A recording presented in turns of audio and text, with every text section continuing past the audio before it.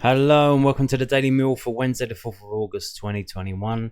Today's Millwall news: we had the last pre-season friendly. It was behind closed doors. We had no idea who it was, and now we know it was against Bromley. And I'm going to bring you this story first though.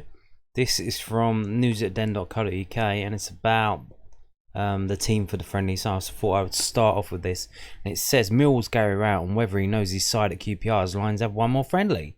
Gary Rowett has a good idea of some of his starters this Saturday at QPR, but there's still a chance for players to impress ahead of the big kickoff.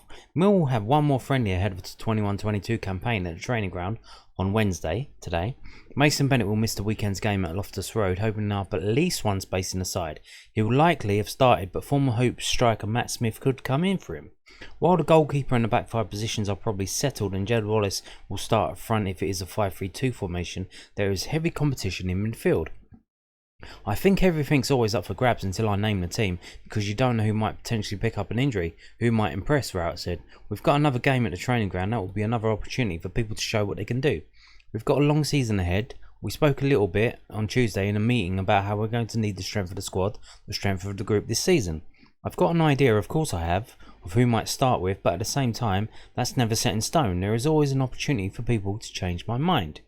So, there you go. And then we had this come out around 4 PM today. Lions sign off pre-season with Bromley success, our report from Calmont Road. And this is from millwallfc.co.uk, the club's official website.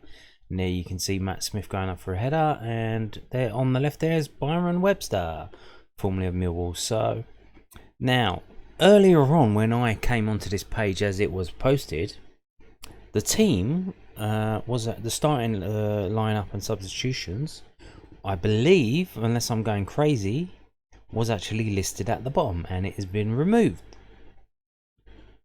Because what I was going to show you, having shown you there was a story I just previously from News at Den, is that this was very much a second string 11.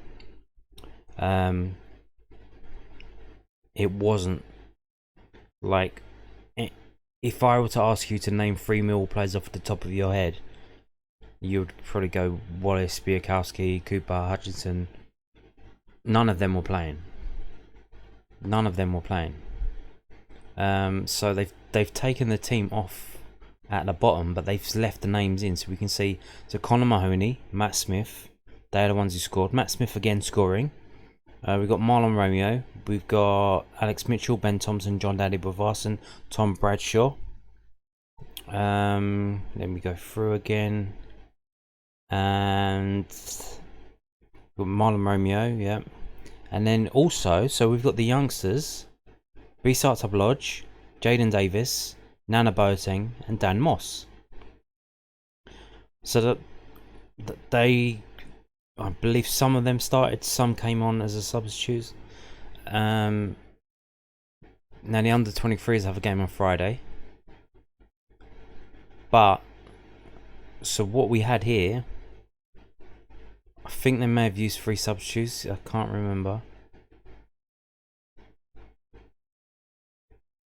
So they started the game with 11 players who were basically second string.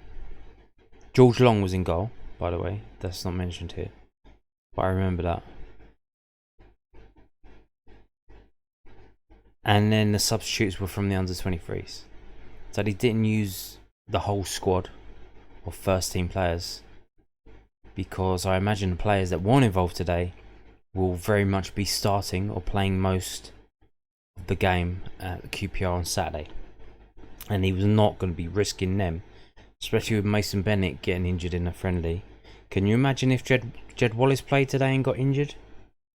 I mean, game over, season over, playoffs over, dreams over, everything over. So that's enough of me rambling. Let's actually read this. So Conor Mahoney penalty and Matt Smith hit the target as Millwall rounded off their pre-season campaign with a 2-0 victory over Bromley at Calmont Road on Wednesday afternoon. In a game that saw 3 30 minutes played. Now this is weird as well. Normally when teams start pre-season, they do this. They do 3 30-minute periods, and then they use all 22 players as well. But for some reason, I don't know why, the last game before the start of the season, he does it this way. Does it the other way round. I don't know. Mahoney beat the goalkeeper from the penalty spot after handball to open the scoring on 17 minutes, with Smith rising highest to nod home Marlon Romeo's cross with 53 minutes on the clock. Gary Rowett gave minutes to the likes of Alex Mitchell, Ben Thompson, John Daly Bevarson, Tom Bradshaw against the Ravens, and it was the Icelander who was twice involved in the early stages, but his cross, turned home by Smith with just 5 minutes played, was ruled out by an offside flag. So with the ball in the net 3 times, one was ruled offside. Bodvarsson then set up Ryan Leonard to cross 4 minutes later, but Smith glanced wide. Now, Ryan Leonard, of course, is coming back from injury, so I imagine that's why he's playing in this game, because he needs to get the match fitness back up. So that's why he's very much the way he was playing at times last season, very much not as just second string player. But we will see what's happened as he comes back from his injury. Hopefully it's not that bad. So with 17 minutes gone, the Lions were awarded a penalty kick after a Mahoney cross was blocked by a Bromley arm, with the winger stepping up to take the penalty and send the goalkeeper the wrong way to make it 1-0 to Millwall. Halfway through the second period came the second, as Romeo's run down the right hand side saw the right back cross for the header Smith, who made no mistake in heading home from close range. Bradshaw was unlucky not to get on the score sheet 3 minutes later, with a smart stop from a few yards out denying the attacker a goal, before it looked as though Millwall had a third in the bag and Smith a second with 7 minutes to play, but after the striker headed the corner seemingly over the line, the officials decided against giving a goal. So there you go. Youngsters B-Sart, Top Lodge, Jaden Davis, Nana Boateng and Dan Moss all played a part in the final minutes of the game. So there you go. And like I say, the team was up earlier, so I don't know. I'm pretty sure it was on this page. Maybe it was on another page that I saw it, but I'm pretty sure I saw the team laid out as a starting lineup, the list of all the players and who they got subbed for. So I don't know why they took that off, who told them to take it off. Like we're giving anything away to QPR, like their spies. Yeah, I'm not sure about that. So action for Calmont Road, here we go. So there's Alex Mitchell. There's Billy Mitchell did play, which is another thing. I don't consider him to be second string either. Is there something about his fitness? I'm not too sure. But if I was Billy Mitchell, I'd be kind of worried that I was thrown into this game. Yeah. So there we go. Alex Pearce as well. So there's George Long, Alex Pearce. There's Marlon Romeo. That I believe is B-Sart Top Lodge, not too sure. There's Matt Smith, Alex Mitchell, and I believe that's Jaden Davis. Tom Bradshaw, Billy Mitchell, that I believe is Dan Moss, the one with the back, 44. There's Marlon Romeo. That is Conor Mahoney. That I believe is Jaden Davis. And there on the left, you will see in the red of Bromley, that is Liam Trotter. I think that's Ben Thompson. It looks a bit weird when the cameraman takes a shot when they're in full flow and their faces are kind of vibrating from the movement. But I believe that's Ben Thompson. There's Nana Boateng on the right at the back. Billy Mitchell, Dan Moss. Billy Mitchell again. That's Liam Trotter again there. Quite a lot slimmer than he was when he was playing for Millwall. He looks slimmer. Looks more trim. There's Alex Mitchell. There's Bodvarsson there. I have no idea who that is. That looks like Matt Smith there. Billy Mitchell again. And there's Matt Smith winning the header. So there you go. These are the photos from today's game. And we won 2-0. So we beat Barnet 2-0. We beat Bromley 2-0, two conference teams, which is nice. So we scored more than one goal against them. And we beat Ipswich 3-0, which I think is...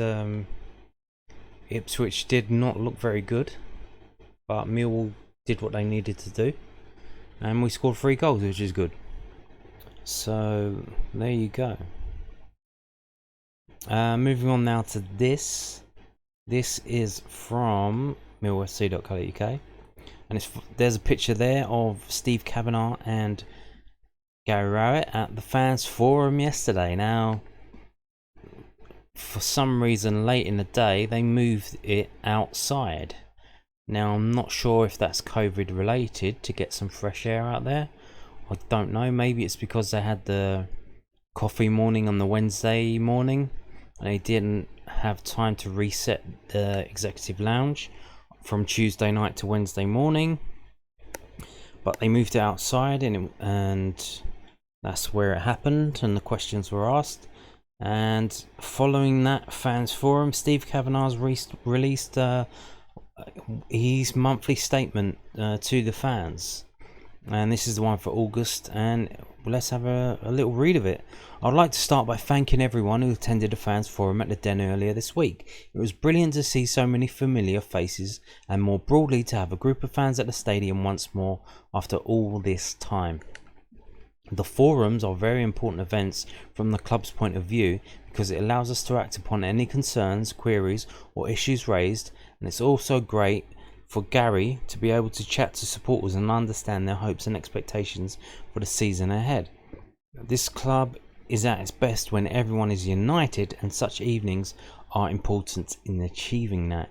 Intensive work is ongoing behind the scenes here at the Den to prepare the stadium for your long-awaited return to matches next Tuesday. It's something that the staff, management and players are incredibly excited about, and I trust you are all looking forward to the next home fixtures against Portsmouth, Blackburn and Fulham within the next couple of weeks. I know this is an important concern and question at the moment, and so to be absolutely clear, and this is in bold, we will not, and that is underlined and in bold, we will not be requesting any form of COVID vaccination passport and or proof of negative tests as a condition of entry to the Den at this time. Bold. There you go. Done. Boom. Dropped it. What I do politely ask though is that everyone takes their own personal responsibility as the government is requesting and not attend matches should you have any symptoms of coronavirus or if you're meant to be isolating due to having been in contact with somebody who has. That's all very good, Steve. What's your refund policy? If I got a bit of a sniffle on the day of the game and I wake up, can I call and get my money refunded? Will you be doing that? If you're going to be doing that, everything's hunky dory, you know, no problem. I got sniffles, I won't go down there.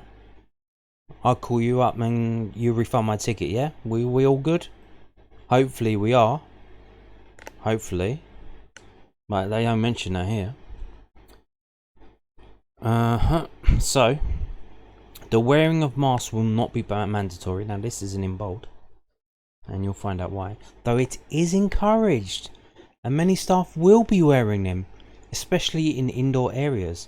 I'd again just ask that we are all respectful to one another, as we all have our own individual rights and reasoning in relation to this. What I need to add is that the above, specifically in reference to vaccine passports and or proof of negative tests, is that we are at the behest of the government, local authorities and footballing bodies. And if they mandate the need for such entry requirements, then we would have to adhere to those regulations. So what they're saying in bold is, unless we are forced to do so by the civic authorities, we will not be doing this.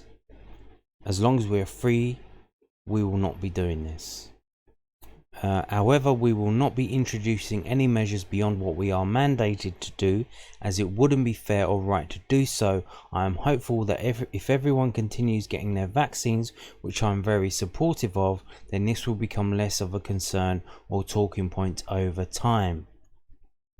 As I mentioned in my previous column and again at the fans forum, I'm not afraid to say that as a club we are expecting to experience some teething problems in relation to your return to matches.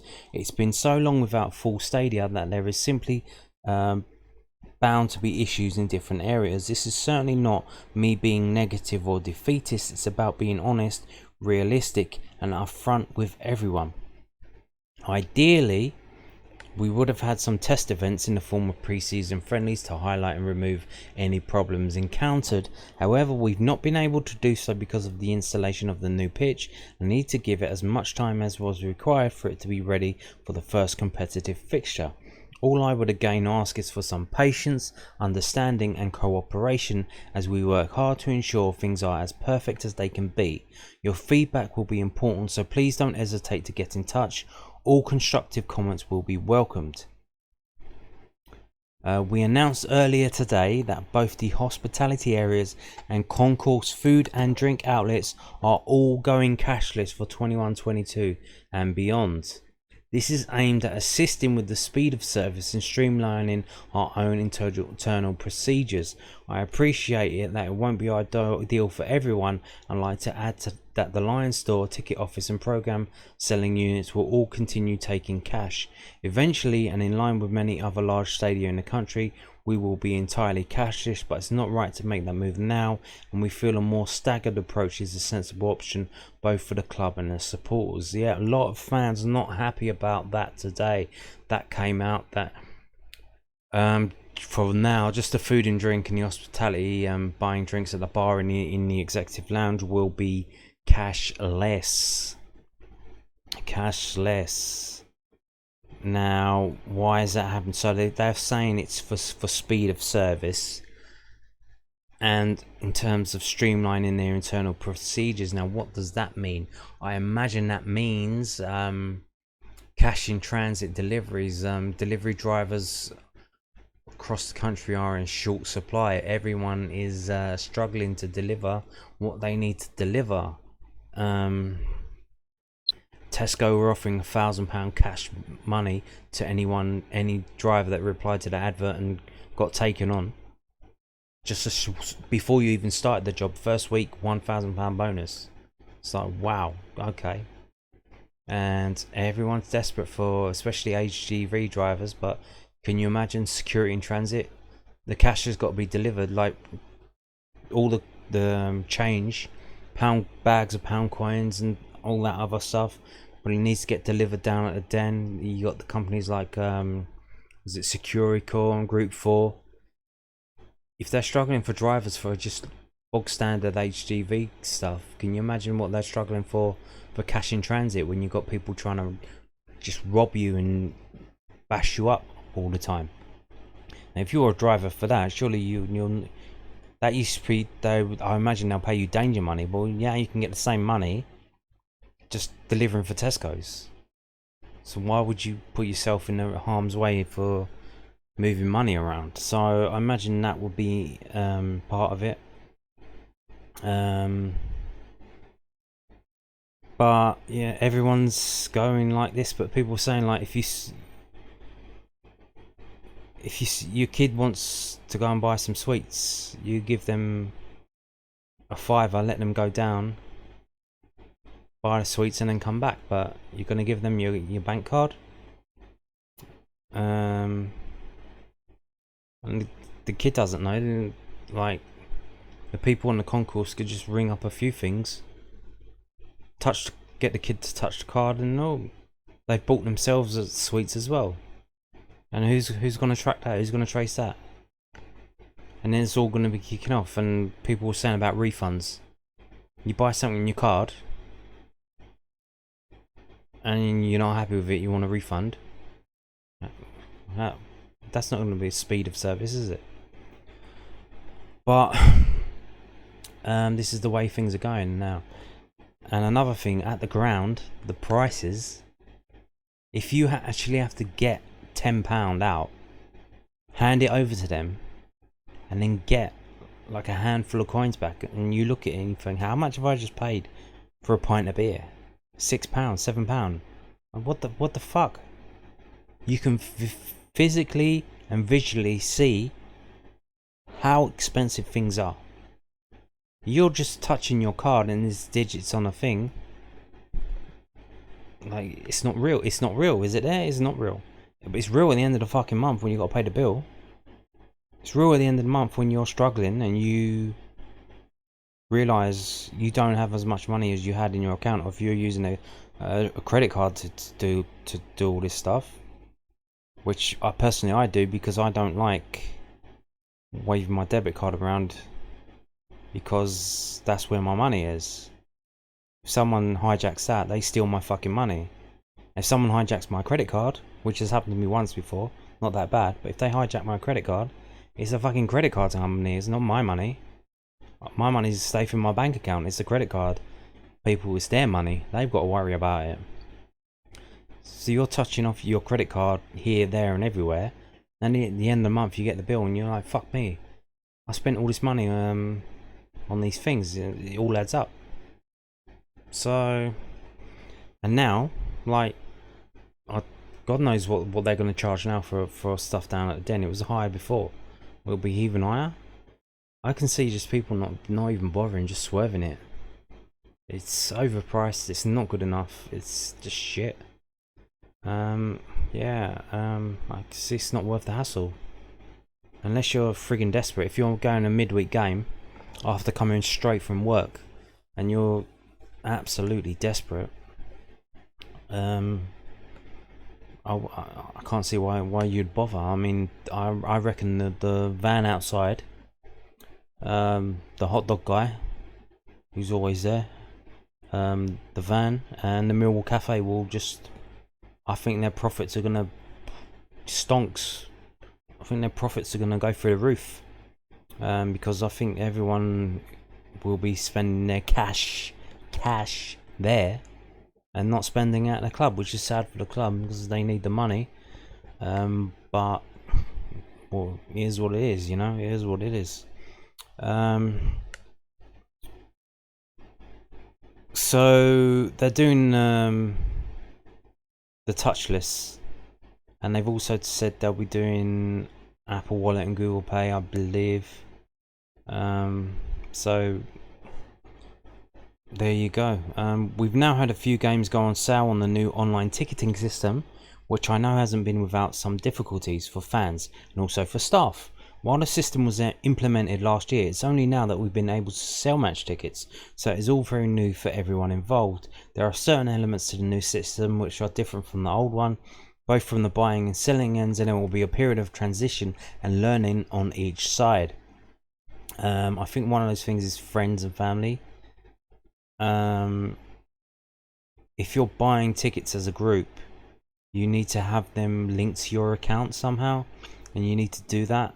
And then it's weird because when you go on to the stadium, all the people you've got listed in your friends and family, you can see like the seats change colour if your friends and family are sitting in a certain area. So you can say, oh, I know who's sitting there. It's like if you'll buy a game on a game by game basis, you say, oh, I know people who are sitting here, I'll buy a ticket there because I'll know them. Which is weird, but there you go. We need to work with the system over the next few games, by which time everyone will have a better understanding of its full capabilities, and after that we will take some time to review how we best utilise the platform. What I would like to stress is that our ticket office staff have worked incredibly hard throughout the pandemic, often in very testing circumstances, so many detailed plans and procedures have simply ended up in the bin during ever-changing situations.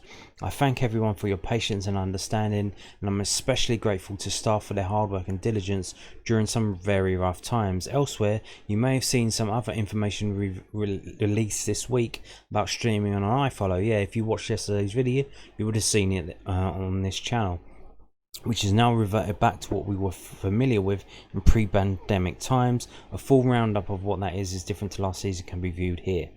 I'm delighted to say that your chairman, John Berylson, is finally allowed to fly over to watch matches again, and he'll be here at the Den for the games against Portsmouth and Blackburn next week. Unfortunately, for obvious reasons, he won't be able to walk around the ground to say hello to everyone as he normally would do, which he is apologetic for. But John is going to address the crowd on the pitch before kick-off against Blackburn, so please do take your seats a little earlier. As I know all of you have, John has missed being able to watch matches in person immensely, and I'm so relieved he can now do so again after all this time. I think it's important to say that what John continues to do for this club is exceptional and sets him apart from so many owners at other clubs. Frankly, he puts many of them to shame with the way he supports us both financially and emotionally, and it was again clear during the fans forum just how appreciative we all are of his continued support. Yes, indeed. I have this week been elected as an alternate Championship Board Director, what this means is that I'll only attend board meetings should any of the 3 newly elected Championship Directors not be able to do so for whatever reason. My view is that it was important for me and us as a club to show support for these new directors who have put themselves forward to help drive positive change after recent challenging periods.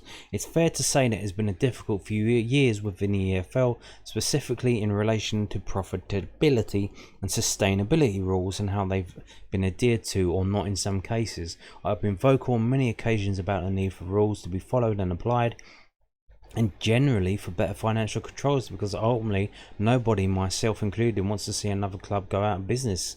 Here at Millwall, we've been frustrated by some goings on elsewhere, and what we want to do is help ensure fairness throughout the Championship. I welcome the appointment of the 3 new league directors and truly believe they will help drive improvement in the division across a range of different matters. If and when needed, I will be there to help them.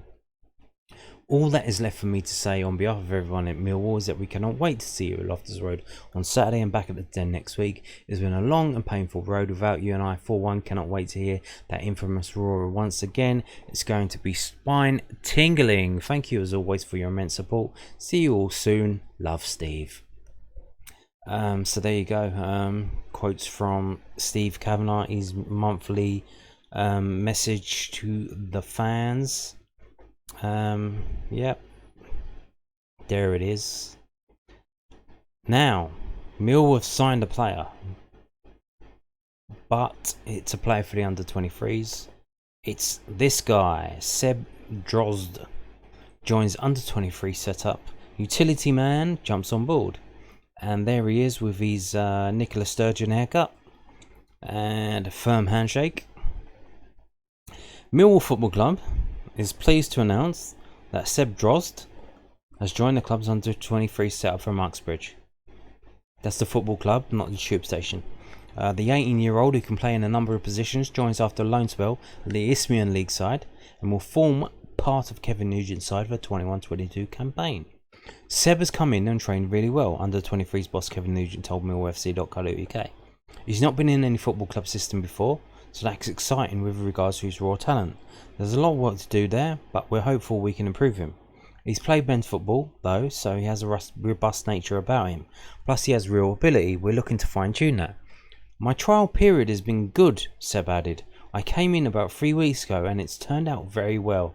I'm starting to get along with the lads very well, and they're a great bunch. I'm an attacking player. I like to get forward and create chances to help the team. Apparently some kind of wing or wing back.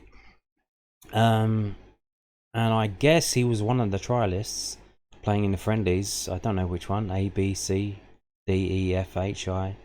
But we've signed him, so must have done something right. And there you go. So who is this guy? Well, you see him here with his Nicola Sturgeon haircut. Well, wait till you see this. Here he is with this one. Wowzers. This is from The Sun. So The Sun are writing about him, so is that good or bad? Now the reason why they're writing about him, because they're trying to link him with Chelsea. So this is from May, earlier this year. Chelsea weighing up shock transfer for unknown 18-year-old non-league star Seb Drozd at Isthmian League side Uxbridge. Chelsea are weighing up a move for non-league starlet Seb Drozd. The Blues have been keeping close tabs on the 18-year-old who's on the books of it. Why do they keep repeating the same things over and over? He's on the books of Isthmian League side, but is currently on trial with Brentford's B team. So he's trialled with us. He's trialled with Brentford B. Drozd's abilities were first spotted by the Blues when he featured in a showcase organised by the AG Football Academy. That tournament back in September aimed to give young talented footballers the opportunity to showcase their skills against professional football clubs within the UK. The versatile left-footed team can play as a fullback, wing-back or in midfield. And after shining in front of Chelsea scouts, Drozd also impressed in 2 games for QPR's under-18s last autumn. So only last year he was on trial at QPR playing for their under-18s. And now he's played for our under-23s and we've signed him up. He scored 3 goals in 2 games, so not bad, against Sheffield Wednesday and Birmingham City's under-18s. A source close to Drozd said, his style, so that would be an agent or someone at this AG Football Academy, his style is perhaps a throwback and is similar to Damien Duff or Chris Waddle when in wide areas, but he has pace. He also has a very deceptive body swerve and a dodgy haircut. Seb can also play as a wing-back and is good defensively, as he's been playing non-league football where he has had to maintain the defensive duties. Drozd was born in Britain to Romanian parents. However, Chelsea will face stiff competition from elsewhere to secure his signature. Well, yes, because Millwall have signed him now, so we signed him. The starlet has also been attracting interest from Bournemouth and Manchester City. Do you believe any of that stuff? Basically, what is he's at this academy and they're trying to get him into a pro contract somewhere. So there you go. They've got this story in Sun Online.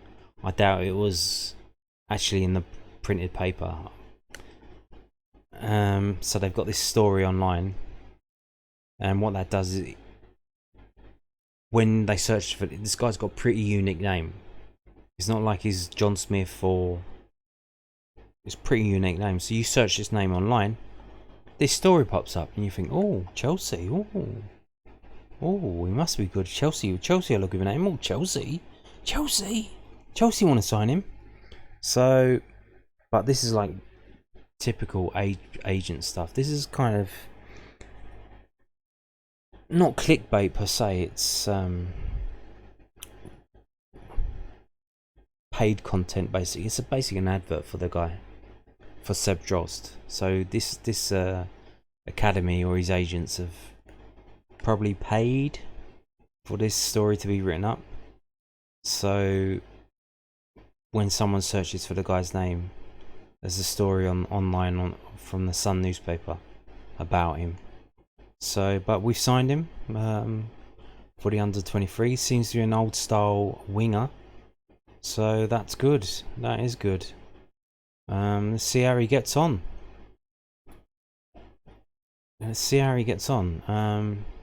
So he's joined Millwall. There he is, looking a lot healthier, bigger, and just a year.